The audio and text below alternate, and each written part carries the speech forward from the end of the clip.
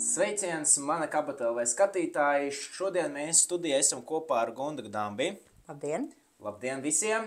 Un Gundaga ir Latvijas personāla vadīšanas asociācijas valdes locekle. Šodien mūsu studijā ir novadījusi webināru par atvaļinājumiem, ne tikai atvaļinājumiem, bet vispār par to procesu, kā notiek, kas ir jāņem vērā un kāds ir tas darba process, kad tu piesaki atvaļinājumu, kad tu kā darba devējs pārvaldi savus darbiniekus un piešķir to atvaļinājumu.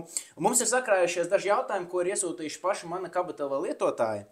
Un šodien tādi 3 pamata bloki, un mēs uzreiz ķersimies pie šiem jautājumiem, jo īstenībā tas svarīgākais punkts, ko gribēju noskaidrot, ir, vai darba devējs var piespiedu kārtā samazināt darba laiku un attiecīgi darba samaksu darbiniekam. Nav tik vienkārši. Protams, situācijas ir ļoti dažādas, un uzņēmumiem ir ļoti dažādas situācijas, ka pēkšņi ir krities ražošanas apjoms vai budžetā katastrofāli nav naudas, un viņam ir jārisina situācija. Un viens no tādiem, kas notiek arī šodien dažās pašvaldībās, kā darba devējs paziņo, ka turpmāk strādāsim, pieņemsim 4 dienas un saņemsiet pa 4 dienām. Bet apjoms jau nesamazinās. Un ja mēs skatāmies stingri uz darba likumu, tad mēnesi iepriekš mums ir darbinieks jābrīdina par to. Darbiniekam ir mēnesi iespēja domāt un varbūt atrast labāku darbu un izbeigt darba attiecības. Un ja darbinieks piekrīt, tad jā, tad uz savstarpēju vienošanos mēs varam šādu šo situāciju risināt. Es varu saprast arī darba devēju, kuram ir šāda situācija un ir grūti, bet ar varu piespiest vienkārši izdot rīkojumu, pateikt, būs tā nedrīkst. Tas nav tiesiski. Tad sanāk, ka jāpiekrīt pašam darbiniekam par situāciju, un ja piekrīt, tad arī var doties arī šādā variantā. Bet, ja, piemēram, darbiniekam bija 5 dienas darba nedēļā, un tagad būs arī 3, atbilstoši tam proporcionāli arī mazāk tā alga būs, pareizi? Protams, jā, tāpēc ir šis mēnesis, ka darbinieks var domāt, izsvērt, pieņemt lēmumu un varbūt sameklēt citu darbu paspēt. Tas nenotiek tā, ka vienā dienā no rītdienas tu strādās 3 dienas. Un tad ir arī jāpārskata darba apjoms, un vēl ir jāatcerās, ka darbiniekam jebkurā gadījumā nedrīkst samaksa būt zemāka par valstī noteikto minimālo algu. Tas noteikti, bet kas notiek situācija, ja ir bezalgas atvaļinājums, vai darba devējs var piespiedu kārtā sūtīt uz bezalgas atvaļinājumu? Nē, bezalgas atvaļinājumā darbinieks iet tikai pēc sava lūguma. Darbinieks raksta iesniegumu, lūdzu piešķirt bezalgas atvaļinājumu, atvaļinājumu bez darba samaksas saglabāšanas, runājot darba likuma vārdiem, un tad darba devējs piešķir un darbinieks dodās. Bet darba devējam nedrīkst risināt savas finansiālās vai citas problēmas, nemaksājot dīkstāvi vai nedarot citas lietas, bet sūtot darbinieku bezalgas atvaļinājumā. Tas nav pareizi. Bet ja rodas tāda situācija, un bieži praksē tā arī ir, ka notiek kaut kāds konflikts starp darbinieku un darba devēju, un darba devējs tomēr nolēmja kādu laiku neredzēt to darbinieku savā darba vietā un nevēlas to redzēt, vai šajā gadījumā bezalgas atvaļinājums ir tas variants, vai tomēr tā ir vairāk kā atstādīšana no amata, jau cits pasākums jāievēro? Tas ir pavisam cits pasākums. Ja darbinieks ir pārkāpis kaut ko, tad viņu var atstādināt no darba, viņam ir dažādi disciplinēšanas veidi, bet darba devējs nevar vienpusēji sūtīt kādu atvaļinājumu bez darba samaksas saglabāšanas. Tādas iespējas darba likuma ietvarā nav.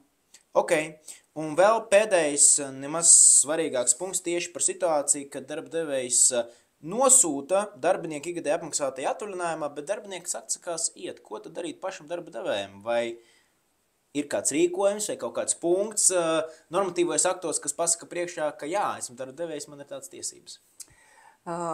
Darba devējs sūta atvaļinājumā un darbinieks neiet. Šajā gadījumā darba devējam būtu ļoti labi, ja viņš vai nepiekrītu uz rīkojumu uzraksta vai atsakos no atvaļinājuma, un šajā gadījumā šis atvaļinājums vienkārši dzēsīsies.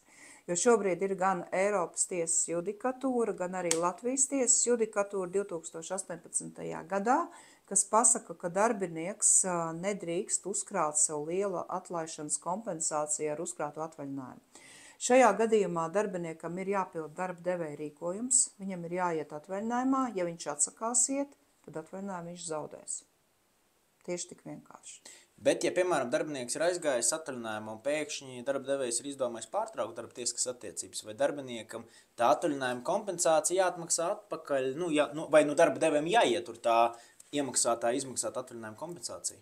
Jā, šajā gadījumā, izbeidzot darba tiesiskās attiecības, tiks savilkti, kā mēs sakam, gali, un būs vai nu tātad, iespējams, ka viņš ir izņēmis ļoti precīzi visu atvaļinājumu, iespējams, viņam ir palicis vēl kādas dienas, kas ir nokompensējums no darba devēja puses, un varbūt arī pilnīgi pretēji, jo, piemēram, cilvēks var ņemt atvaļinājumu uz priekšu, nostrādājot pusgadu, viņš paņem atvaļinājumu jau par 1. gadu. Tad šajā gadījumā no viņa būtu jāietur par izmantotajām, apmaksātajām, bet neatstrādātajām atvaļinājuma dienām.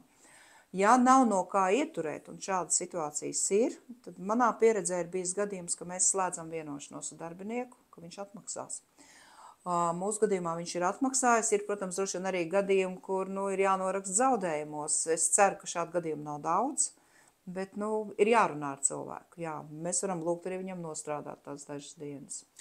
Piespiedu kārtā noteikti ieturēt tāpatās vienkārši nav iespējams bez darbinieka piekrišanas, cik es saprotu. Līdz ar to šajā gadījumā, pat ja jūs esat izmaksājuši to atvaļinājumu kompensāciju uz priekšu, vairāk par tām dienām, kas īstenībā tajā bilancē darbiniekam tika uzkrāts par atvaļinājumu dienām, tad tomēr vai jāmēģina vienoties ar darbinieku, vai arī jāieraksta kā zaudējumi. Jā, bet es iesaku vienoties, jo darbiniekam vajadzēs citu darbu. Latvija ir pietiekoši maza, darba devēja citu pazīst. Jā, es domāju, tā saka visi cilvēki no personāla vadības, ka Latvija ir maza un par situācijām visi zina, kas notiek darba tirgu. Līdz ar to tiešām tas jau vairāk arī uzruna pašiem darbiniekiem, kā sekot līdzi, tad nedariet sliktas lietas saviem darba devējiem, jo Latvija ir maza. Ir, un mūsu reputācija iet mums pa priekšu.